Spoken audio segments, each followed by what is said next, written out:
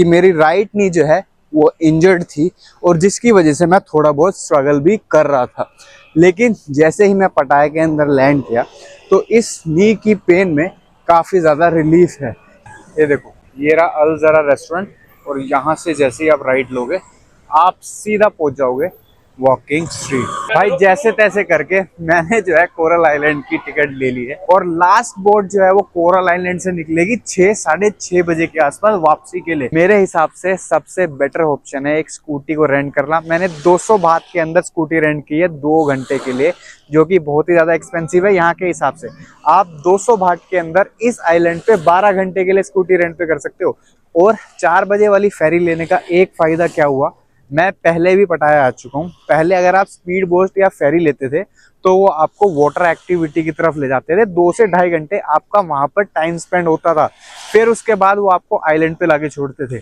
लेकिन 4 बजे वाली फेरी ने हमको सीधा आके आइलैंड पे छोड़ दिया। यहाँ से सामने का नजारा है कितना ही शानदार लग रहा है और वहां से आगे जाके कितना शानदार व्यू होने वाला है।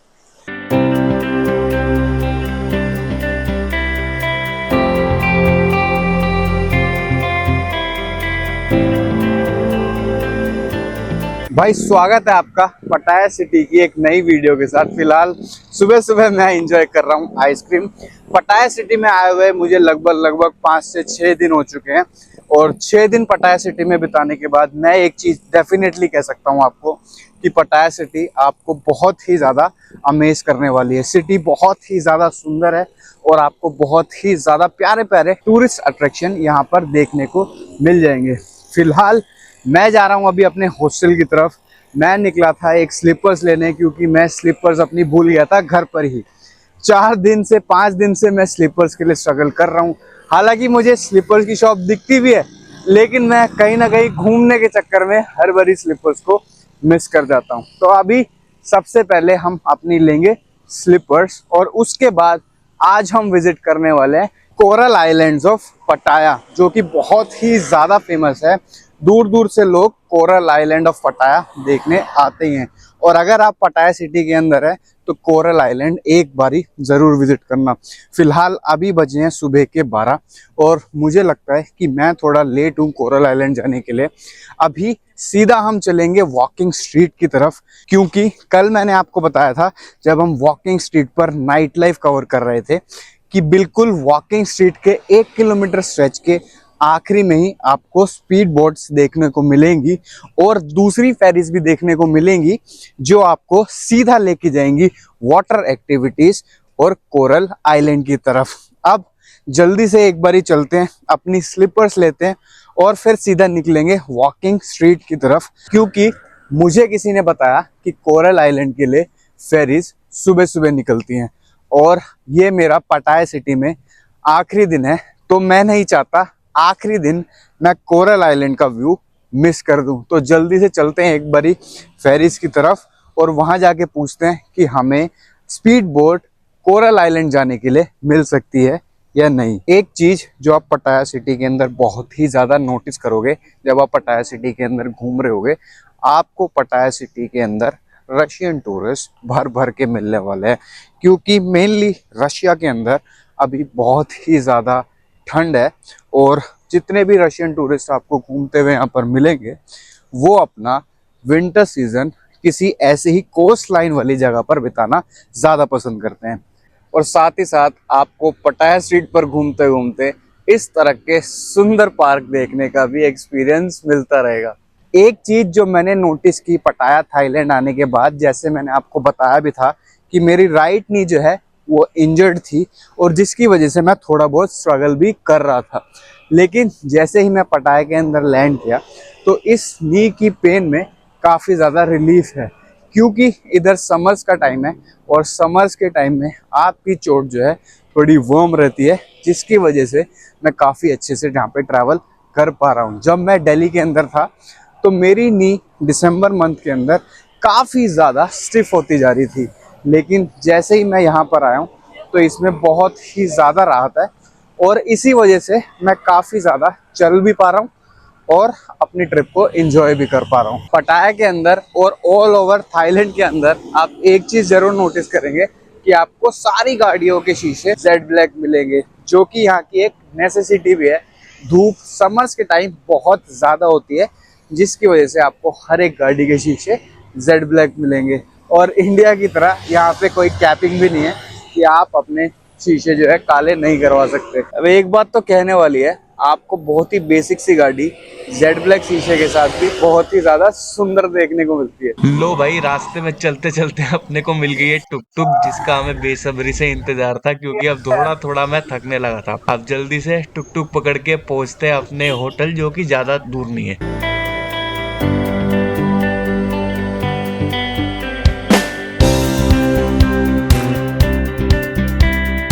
बाय बाय बोल देते हैं अपने टुक टुक को। ये आ गया अपना होटल। चलो भाई चलते हैं एक बारी अपने अंदर की तरफ। भाई मैं पहुंच गया था अपने हॉस्टल और मुझे लग रहा है अपने कोरल आइलैंड वाले प्लान पर पानी फिरने वाला है, क्योंकि जैसे ही होटल पहुंचा मुझे बहुत तेज़ भूख लगी और मैं थोड़े बहुत खाने के लिए बैठ गया। उसके बाद चेंज करते करते कुछ काम आ गया, कोई फ़ोन आ गया था बहुत इंपॉर्टेंट। भाई साहब अब बज गए हैं शाम के 3:30। मैं जाऊंगा अभी वॉकिंग स्ट्रीट के बिल्कुल एंड तक, वहाँ जाके पता करते हैं। स्पीड बोट ही एक आखिरी ऑप्शन है जो हमें जल्दी से जल्दी पहुंचा सकती है। नॉर्मल फेरी लेती है 2.5 से 3 घंटे। अगर आप भी ब्रीवी होटल के आसपास रुक रहे हैं तो आपका वॉकिंग स्ट्रीट जाना बहुत ही ईजी है। सामने की तरफ जो आप ये पैसेज देख रहे हैं, इसको क्रॉस करते हुए सीधा आप वॉकिंग स्ट्रीट के पास पहुंच जाएंगे। अगर आपको बोस क्लब जाना है तो इधर से जैसे ही आप लेफ्ट लेंगे, लेफ्ट लेते ही आपको सामने की तरफ एक दिखेगा 7-Eleven, वहाँ पे मैं दिखा देता हूँ वो रहा। वहाँ से राइट लेते ही आप सीधा बोस क्लब के सामने निकले। ये देखो ये रहा अल जरा रेस्टोरेंट, और यहाँ से जैसे ही आप राइट लोगे आप सीधा पहुँच जाओगे walking street. Majority of the good clubs आपको इसी स्ट्रीट के ऊपर मिलने वाले हैं। रात को अगर आप इस स्ट्रीट पर घूमने के लिए आएंगे तो यहाँ का नज़ारा टोटली डिफरेंट हो। अभी दिन के अंदर ये स्ट्रीट टोटली डिफरेंट स्ट्रीट लग रही है। रात को यही स्ट्रीट इतनी कायोटिक थी कि आपके पास पैर रखने के लिए भी जगह नहीं थी। और दिन के अंदर यहाँ पर लोग पीसफुली वॉक कर रहे हैं, गाड़ियाँ पीसफुली इस रास्ते को क्रॉस कर रही हैं, और ये एक डिफरेंट वाइब दे रही है। फिलहाल अभी भी कुछ बार्स ओपन है जहाँ पर आप अच्छे से अपने दिन का माहौल एंजॉय कर सकते हो। अगर आप पटाया के अंदर घूम रहे हैं तो जो एक नाम आपको बार बार ही देखने को मिलने वाला है वो है चैंग, जो कि पटाया की एक लोकल बियर है और बहुत ही ज़्यादा फेमस है। पटाया ने अपनी इस लोकल बियर को बहुत ही अच्छे से प्रमोट किया हुआ है, कमर्शियलाइज किया हुआ है, और आपको ये हर जगह इजीली अवेलेबल मिल जाएगी। भाई जैसे तैसे करके मैंने जो है कोरल आइलैंड की टिकट ले ली है। मैं खड़ा हूँ अभी बे के ऊपर और अभी बज रहे हैं शाम के 4, और लास्ट बोट जो है वो कोरल आइलैंड से निकलेगी 6-6:30 बजे के आसपास वापसी के लिए। तो मोटा मोटा हमारे पास सिर्फ 1 से 1.5 घंटा है। जल्दी से भाई चल रहे हैं अंदर की तरफ, स्पीड बोट पर बैठते हैं और निकलते हैं अपने कोरल आइलैंड के सफर पे। इस तरह की टिकट होगी, और जैसे ही आप इस पैसेज को पार करेंगे तो आपको एक मैजेस्टिक सा पटाया सिटी का व्यू मिलने वाला है। अब आगे की तरफ चल रहे हैं भाई।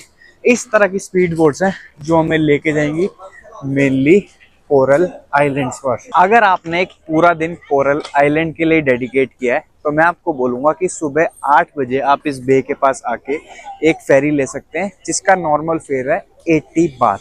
अगर आपको जल्दी से कोरल आइलैंड के पास पहुंचना है तो स्पीड बोट एक बेटर ऑप्शन है। मैं बहुत ही ज़्यादा लेट हो गया था, जैसे आपको पता ही है, तो मैंने 150 बात खर्च किए एक साइड की। राउंड ट्रिप मुझे पड़ेगी 300 बात के आसपास, लेकिन यही ट्रिप आप सिर्फ 100 बात के अंदर कंप्लीट कर सकते हैं। वाटर एक्टिविटीज टोटली आपके ऊपर डिपेंड करती है कि आपने कौन सी वाटर एक्टिविटीज करनी है और कौन सी वाटर एक्टिविटीज आपको अवॉइड करनी है। लगभग सभी लोग अब अंदर बैठ गए हैं, जल्दी से मैं भी अपनी सीट पकड़ लेता हूँ। वाह मजा आ जाएगा यहाँ पे।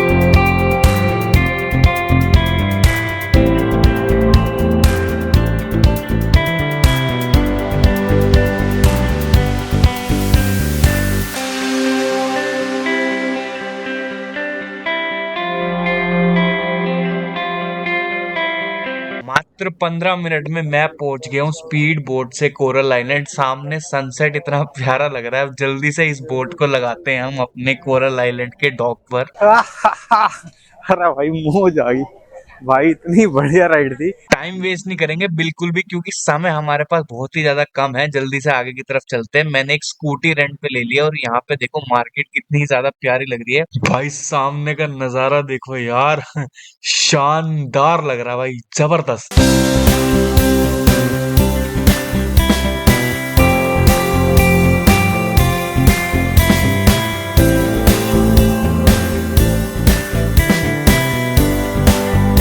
भाई मैं हूं अभी एक one of the famous beach at Coron island. सामने का व्यू देखो भाई, कितना ही शानदार लग रहा है। और अभी इधर की तरफ जस्ट सनसेट हुआ है। हमारे पास ज़्यादा टाइम है नहीं सारे बीचेस को एक्सप्लोर करने के लिए, लेकिन इस बीच को देखने के बाद दूसरे बीचों के साथ मेरी एक्सपेक्टेशन ज़्यादा बढ़ गई है।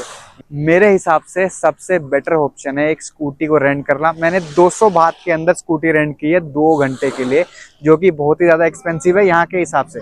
आप 200 बात के अंदर इस आइलैंड पे 12 घंटे के लिए स्कूटी रेंट पे कर सकते हो, और 300 बात के अंदर पूरे दिन के लिए।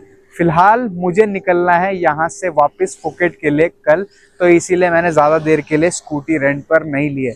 दूसरा एक रीज़न है कि 6 बजे के बाद यहाँ पर मुझे वापस पटाया जाने के लिए कोई भी फेरी नहीं मिलेगी, तो इसी वजह से भी मेरे पास 2 घंटे का ही ऑप्शन था कि मैं जो है अपनी स्कूटी रेंट पर ले सकता हूँ। बीच में से बिल्कुल सारे आइलैंड को पार करते हुए मैं भी आया हूँ, और इतना प्यारा इतना सुंदर रास्ता था, मैं आपको बता नहीं सकता। ज्यादातर लोग अपने सूटकेस वगैरह यहाँ पर लेके आए हैं जिन्होंने 4 बजे वाली फेरी ली है। और 4 बजे वाली फेरी लेने का एक फायदा क्या हुआ, मैं पहले भी पटाया आ चुका हूँ। पहले अगर आप स्पीड बोट या फेरी लेते थे तो वो आपको वाटर एक्टिविटी की तरफ ले जाते थे। 2 से ढाई घंटे आपका वहां पर टाइम स्पेंड होता था, फिर उसके बाद वो आपको आइलैंड पे लाके छोड़ते थे। लेकिन 4 बजे वाली फेरी ने हमको सीधा आके आइलैंड पे छोड़ दिया, और वही जो 2-2.5 घंटे का हमें टाइम मिलता था आइलैंड के ऊपर, वो हमें अभी भी मिलने वाला है। पीछे मेरे देख सकते हो कितना ही प्यारा व्यू लग रहा है। अब मैं एक बारी पानी के अंदर जाने वाला हूँ, और उसके बाद दूसरे बीचेस को भी एक्सप्लोर करना है। यहाँ पर मेनली आइलैंड के ऊपर 8 बीचेस हैं जिनको आप अच्छे से एक्सप्लोर कर सकते हो। बहुत सारे वाटर विलास भी हैं, बहुत सारी अदर एक्टिविटीज़ भी हैं जो आप बहुत ही आराम से पूरा कर सकते हो। मेरे सामने की तरफ आप देखोगे जेट स्की वगैरह खड़ी है, उधर आपको कुछ बोट्स मिल जाएंगी। और सबसे इंटरेस्टिंग चीज़, पटाया कोरलन आइलैंड अपनी नाइट पार्टीज के लिए भी बहुत ज़्यादा फेमस है। यहाँ पे आपको बहुत सारे प्यारे प्यारे कैफ़ेज़, बहुत सारे प्यारे प्यारे पब्स भी देखने को मिल जाएंगे। और यहाँ पर पार्टी कल्चर पटाया वॉकिंग स्ट्रीट से बिल्कुल डिफरेंट देखने को मिलेगा। भाई स्पीड बोट का जो एक्सपीरियंस था वो बहुत ही ज़्यादा बढ़िया था। मुझे एक नंबर का मजा आ गया स्पीड बोट के ऊपर। भाई मैं अभी बाइक घुमा के दूसरी तरफ ले जा रहा हूँ और वहां से आप नजारा देखना कितना शानदार है। जैसे मैं बाइक ड्राइव करके यहाँ से नीचे की तरफ उतरा और भाई सामने का नजारा इतना बेहतरीन, इतना शानदार लग रहा था ना, मैं आपको बयान नहीं कर सकता। भाई सामने देखो, सामने की तरफ पहाड़, आइलैंड और इतना प्यारा सुंदर व्यू। भाई मैं आ गया हूँ अब कोरल आइलैंड के दूसरे बीच पर, और यहाँ से सामने का नज़ारा है कितना ही शानदार लग रहा है, और वहाँ से आगे जाके कितना शानदार व्यू होने वाला है। सो टाइम की थोड़ी कमी है जो मैं रिग्रेट कर भी रहा हूँ। हालांकि अगर आप यहाँ पर आएंगे तो टाइम को मैनेज करके आना। सबसे बेहतरीन आपके पास ऑप्शन होगा कि 1 से 2 बजे वाली फेरी लेना, और उनको बोलना मुझको सीधा आप कोरल आइलैंड पहुंचा दीजिए, ताकि आपके पास इस आइलैंड को घूमने के लिए सफिशिएंट टाइम हो। अदरवाइज अगर आप वाटर एक्टिविटीज़ में ज़्यादा टाइम खराब करेंगे तो इस तरह का मैजेस्टिक व्यू आप एक्सपीरियंस नहीं कर पाएंगे। अब इस वक्त समय हुआ है शाम के 5:30। मेरे पास ज़्यादा से ज़्यादा 15 मिनट है इस व्यू को एंजॉय करने के बाद यहाँ से चल के वापस जाना है मुझे सीधा स्पीड बोट लेने के लिए। अगर मैं 6 बजे तक वहाँ नहीं पहुँचा तो आज मैं इसी आइलैंड पर फंस के रह जाऊँगा, और मेरा कल का फुकेट का सारा प्लान पानी में फिरने वाला है। तो अब इस मैजेस्टिक व्यू को 5 से 10 मिनट एंजॉय करने के बाद हम चलेंगे सीधा अपने स्पीड बोट की तरफ। आ गए हैं भाई वापस पटाया स्ट्रीट के एंड पे, बे के पास, जहां से हमने अपनी स्पीड बोट ली थी कोरल आइलैंड जाने के लिए। अब यहाँ से निकल के 7-Eleven से एक मैंगो ड्रिंक उठाने वाला हूँ, और सीधा निकलूंगा होटल की तरफ, जाके अपनी पैकिंग वैकिंग भी करनी है। मजे की बात क्या है कि मैंने स्लीपर्स अभी भी नहीं खरीदे हैं, तो जल्दी से एक बार ही चलते हैं वॉकिंग स्ट्रीट के पास। वहां पे सबसे पहले हम लेने वाले हैं अपनी स्लीपर्स, क्योंकि उसके बिना आप काम चलेगा नहीं। स्नेक है क्या? के साथ साथ आपको एक नाइट मार्केट भी दिख जाएगी जहाँ पे आप लोकल फूड ट्राई कर सकते हो। अरे बाप रे, यहाँ तो मगरमच्छ भी है। वो सामने की तरफ देखो भाई, पूरा मगरमच्छ ही टांग रखा है। अरे बाप भाई, कुछ स्लीपर्स की शॉप तो मिल गई है, जल्दी से ट्राई करते हैं यहाँ पर हमको कोई स्लीपर पसंद आती है कि नहीं पसंद आती। मोहतरमा दिखा रही है हमको सारी स्लीपर्स। पहन के देख लेते हैं मेरे साइज के है कि नहीं है। इससे shorter one, do you have a bigger size? भाई अभी कई जगह ट्राई कर लिया, इनके पास मेरा साइज ही नहीं है कहीं भी। मेरा साइज है 11 नंबर का और इनके पास 9-10 से ऊपर कोई स्लीपर है ही नहीं। मैंने कई जगह ट्राई कर ली, पता नहीं भाई अब कैसे लूंगा कैसे नहीं लूंगा। अब मेरे को किसी ने बताया कि टर्मिनल 21 पे काफी अच्छे अच्छे मॉल है, वहाँ पे आप जाके ट्राई कर सकते हो। वहीं पे एक ऑप्शन है, वहाँ पे आपको मिल जाए, लेकिन पक्का नहीं कह सकते कि वहाँ भी मिलेगी कि नहीं मिलेगी। चलो देखते हैं जैसा भी होगा। फिलहाल तो लग रही है बहुत तेज भूख, तो सबसे पहले मैं जाने वाला हूँ अपने होटल। सो आई होप आपको ये वीडियो अच्छी लगी हो, इन्फॉर्मेटिव लगी हो, और इस वीडियो के थ्रू मैं आपको कुछ बता पाया हूँ। अब ज्यादा टाइम वेस्ट ना करते हुए हम इस वीडियो को यहीं पर एंड करते हैं, और वो भी जस्ट बॉस क्लब के सामने। सो मिलते हैं किसी ऐसे ही अच्छी वीडियो में। सायोनारा।